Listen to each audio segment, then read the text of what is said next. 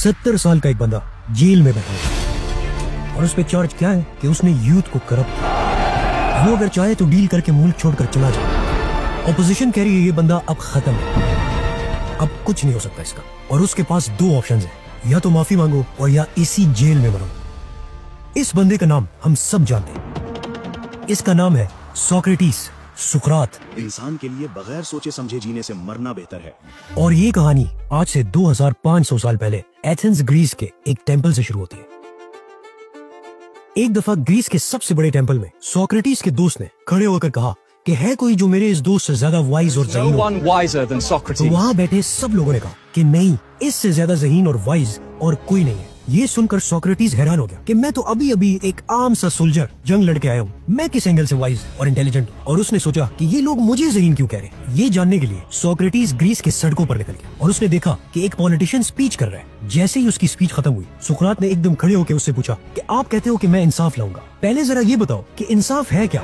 तो उसने जवाब दिया कि इंसाफ वही है जो अवाम चाहे। तो सोक्रेटिस ने पूछा, अगर कल अवाम फैसला करे कि हमें कमजोर का हक खाना है तो क्या वो भी इंसाफ होगा। तो पॉलिटिशियन हैरान हो गया कि अब मैं इसे क्या जवाब दूं। तो सोक्रेटिस ने फिर पूछा उसे कि तुम कहते हो कि मैं अवाम की खिदमत करूंगा, तो खिदमत का मतलब ये है कि उनकी हर बात मान लेना या वो करना जो सही हो। तो पॉलिटिशियन ने कहा, मैं अवाम की हर बात मानूंगा। तो सोक्रेटिस ने फिर पूछा कि अगर मरीज कहे कि मैं जहर खाना चाहता हूँ तो अच्छा डॉक्टर वो है कि उसकी बात मान ले या उसे रोके। तो वहाँ बैठा पूरा क्राउड एकदम हैरान हो गया कि ये किस किस्म के क्वेश्चंस हैं। फिर सोक्रेटिस ने पूछा कि तुम करप्शन खत्म करना चाहते हो, तो करप्शन क्या सिर्फ रिश्वत लेना है या अपनी पावर अपनी और अपनी फैमिली के फायदे के लिए यूज करना भी करप्शन है। एकदम सारा क्राउड चीखने लगा कि हाँ, ये भी करप्शन है। वो पॉलिटिशियन वहाँ से बहुत ही शर्मिंदा होकर चला गया और लोग सोक्रेटिस के फैन हो गए। आराम आराम से सोक्रेटिस ग्रीस की सड़कों पर आवाम से यही क्वेश्चंस करने लगा। कभी कोई बिजनेसमैन तो कभी कोई पॉलिटिशियन और कभी कोई शायर, सब इसके क्वेश्चंस के सामने एक्सपोज हो जाते थे। और ये देखकर आहिस्ता आहिस्ता वो ग्रीस में इतना वायरल हो गया, जब वो किसी भी डिबेट के लिए जाता तो यूथ का एक बहुत बड़ा ग्रुप उसके पीछे पीछे चल रहा होता था। और इसी ग्रुप में एक यंग लड़का ये सारी चीजें ऑब्जर्व कर रहा था, जिसका नाम था प्लेटो, अफलातून।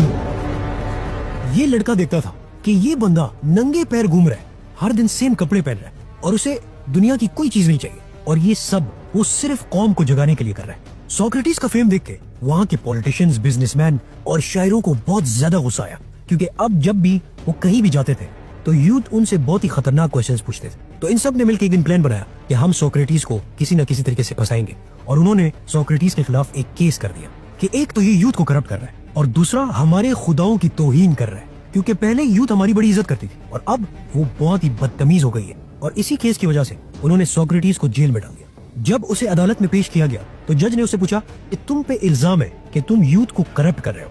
तो सोक्रेटिस ने हंसकर जवाब दिया कि मैं तो सिंपल एक सवाल पूछता हूँ जिससे यूथ सोचने पर मजबूर हो जाती है और करप्ट लोगों को पहचानने लगती है। अगर इसे आप करप्शन समझते हैं तो हाँ, मैं गिल्टी हूँ। तो जज ने एकदम देखा और उसने फिर पूछा कि तुम रहम की अपील क्यों नहीं करते। तो सोक्रेटिस ने एकदम हंस के कहा, क्योंकि जो खिदमत मैंने ग्रीस की है वो किसी ने नहीं की और मुझे इसका बहुत बड़ा अवार्ड मिलना चाहिए। मैंने नौजवानों को जगाया है, मैं क्यों रहम की अपील करूं। इस बात पे जजेस को बहुत ज्यादा गुस्सा आया कि ये बूढ़ा शख्स ये हमारा मजाक उड़ा रहा है।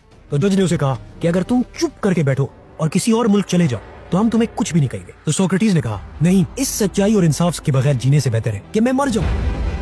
तो जज ने एकदम उसे कहा कि फिर हम तुम्हें मौत की सजा क्यों ना सुनाए। तो सोक्रेटिस ने बड़े काम और कॉन्फिडेंस से जज को कहा कि मुझे मारने से आप सच को नहीं मर सकते। फाइनली जजेस को समझ आ गई कि ये बंदा अब किसी सूरत टूटने वाला नहीं है, तो उन्होंने सुकरात को मौत की सजा सुना दी और कहा कि तुम जहर खा के मरोगे। जिस दिन ये सजा सुनाई गई उसी दिन ग्रीस की रिलीजियस छुट्टियां स्टार्ट हो गई और वो 1 महीना जेल में रहा। उसके सारे दोस्तों ने उसे भागने को कहा। इवन एक दोस्त ने वहाँ जितने गार्ड्स थे उनको रिश्वत दी और उसे कहा कि चलो भागो, मगर सुकरात ने कहा नहीं, खामोशी से बेहतर मौत है। और आखिरी दिन सब दोस्तों और यूथ से मिलने के बाद उसने वो जहर पी लिया और वो मर गया। और उसी दिन अफलातून और उसके सारे दोस्त वहाँ पे खड़े थे। सुकरात की ये मौत देखकर अफलातून ने अपनी जिंदगी का मिशन बना लिया कि वो सुकरात का मैसेज पूरी दुनिया में फैलाएगा। और आज 2500 साल बाद ये कोई नहीं जानता कि ग्रीस के उस जमाने के लीडर्स कौन थे, लेकिन सुकरात हमेशा के लिए जिंदा है, क्योंकि सोक्रेटिस दुनिया की तारीख का वो बंदा है जिसने नौजवानों को जगाने के लिए अपनी जान दे दी। और इसकी कुर्बानी की वजह से अफलातून, फिर एरिस्टोटल और उसी की टीचिंग्स की वजह से एक यंग लड़का अलेक्जेंडर द ग्रेट ने दुनिया की तारीख की सबसे बड़ी एम्पायर बनाई थी।